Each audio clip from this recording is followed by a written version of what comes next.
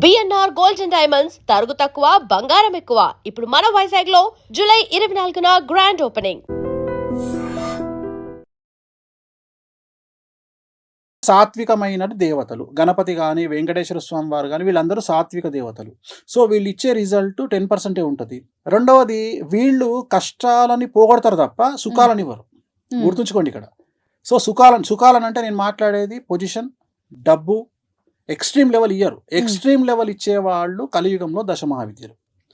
So దశమహావిద్యలు నేర్చుకుంటేనే నాకు చిన్నప్పటి నుండి ఏముంది మనసులో, కింగ్ మేకర్. సో ఆ కింగ్ మేకర్కు నేను కనెక్ట్ అయ్యాను. ఇక్కడ ఏంటంటే మిరాకిల్ జరుగుతాయి. ఇక్కడ ఒక నార్మల్ పర్సన్ సూపర్ స్టార్ అవుతాడు, ఒక నార్మల్ పర్సన్ కోటీశ్వరుడు అవుతాడు. సో ఇవి నేర్చుకునే క్రమంలో ఎక్కడైనా ఇబ్బంది పడ్డారా మీరు? సో ఇవి ఫస్ట్ ఇక్కడ నా నిర్ణయము ఎందుకు వచ్చింది అనే చెప్తున్నా. అంటే నేను నిర్ణయించుకోవడానికి ఇది రీజన్. అరే మనం కింగ్ మేకర్ కాగలుగుతాము అనేటువంటి ఒక నిర్ణయము, ప్లస్ దాన్ని బేస్ చేసుకొని అవతలి వ్యక్తిని మనం ఏదంటే సక్సెస్ చేయగలుగుతాము అనేటువంటి ఒక నిర్ణయం ద్వారా నేను దశమహావిద్యలు నేర్చుకోవాలి అనేది నా డిసిషన్. ఈ డిసిషన్ అయినాక ఫస్ట్ కామాఖ్యకు పోయి, కామాఖ్యలో అక్కడ మనకు దీక్ష ఇచ్చేవాళ్ళు ఉంటారు. సో కఠినమైన దీక్ష 10 రోజుల పాటు ఒక్కొక్క విద్య మీద ఉంటుంది. అంటే ఒక విద్య 10 రోజులే ఇస్తారు అంతే. అట్లా 10 విద్యలు.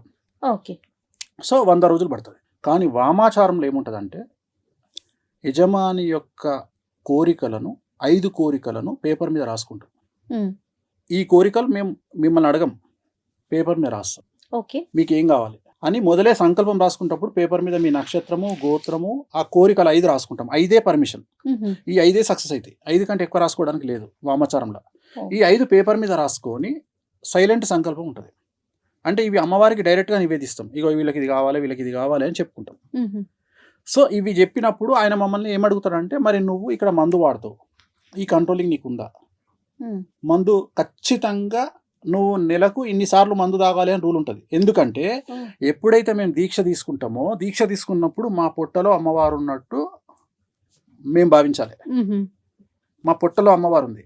సో మరి పొట్టలో అమ్మవారికి ఉన్నప్పుడు నువ్వు ఫీడ్ చేయాలి కదా. అమ్మవారికి ఫీడ్ అనేది మందే. అమ్మవారికి ఫీడింగ్ అంటే మందు, నాన్ వెజ్ కదా. ఆ నాన్ వెజ్ లో కూడా మటన్ అనేది మస్ట్ కదా. ఇవన్నీ ఉంటాయని మీకు ముందుగానే ఇవన్నీ తెలుసుకొని వామాచారము నా డ్రీము. వామాచారం నా డ్రీము. ఈ రోజు సమాజము విమర్శించిన, సమాజము యాక్సెప్ట్ చేయకున్నా, వేణుస్వామి వాళ్ళ నాయనగారు పెద్ద పూజారి, మా నాయనగారు నిష్ఠాగరిష్ఠుడు. ఆయన జీవితంలో బ్రతికున్నంత కాలం అంగి వేసుకోలే, షర్ట్ వేసుకోలే, షర్టు లేకుండా తిరిగిండు ఆయన.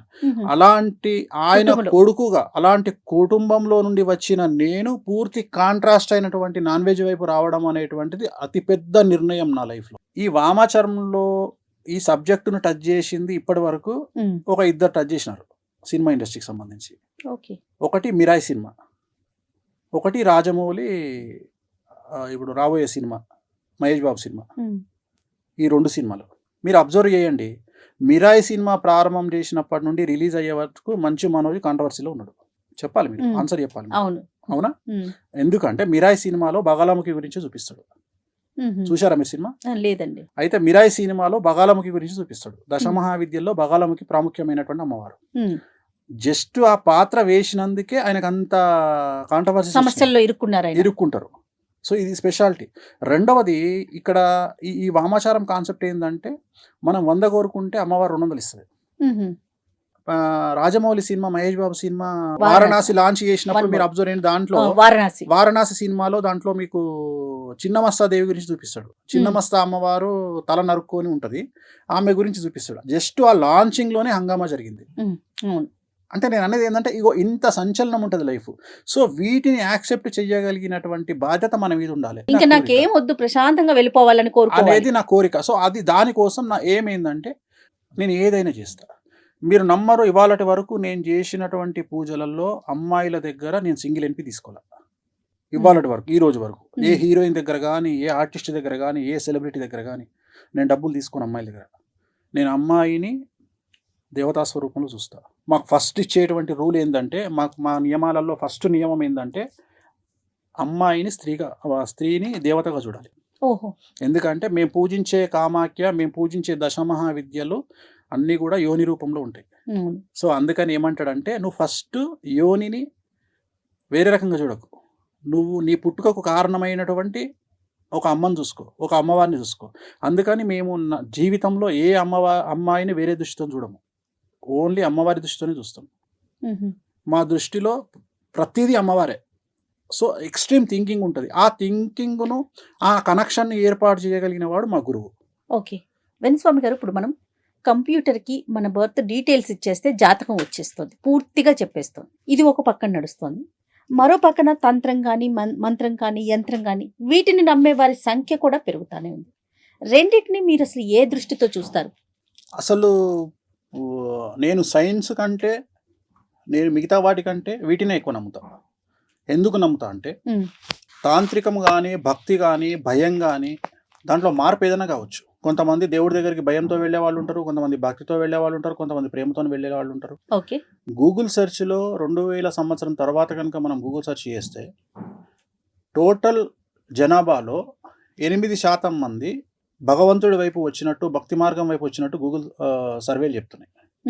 8%. 8% పెరిగింది. అండ్ ఇంకొకటి ఏఐ అంటారు కదా, ఆర్టిఫిషియల్ ఇంటెలిజెన్స్ వచ్చి బిగ్గెస్ట్ ఫెయిల్యూర్ కాబోతుంది నా ప్రిడిక్షన్. అంటే అది నేర్చుకోకపోతే, అది లేకపోతే భవిష్యత్తే లేదు అంటున్నారు కదా, కొన్ని జాబులు, కొన్ని జీవితాలకే క్వశ్చన్ మార్క్ వచ్చేస్తుందని వింటున్నాం. అంటున్నారు దానికి కదా. మీరేం చెప్తున్నారు? నేను అదే చెప్తున్నా. నేను నిజమైన వర్త్ ఉన్న క్యాండిడేట్, నిజమైన విద్య ఉన్న క్యాండిడేట్, ఆర్టిఫిషియల్ ఇంటెలిజెన్స్ రావడం వల్లనే మన వర్త్ తెలుస్తుంది. మీకు అర్థమైందా? ఆర్టిఫిషియల్ అంటే మన కాంపిటీటర్ ఉన్నప్పుడే మన వర్త్ తెలుస్తుంది. సో ఇప్పటి వరకు మన కాంపిటీటర్ లేడు. మన బ్రెయిన్కు, హ్యూమన్ బ్రెయిన్కు కాంపిటీటర్ లేడు. మనం ఎన్నో దాటిపోయినాం.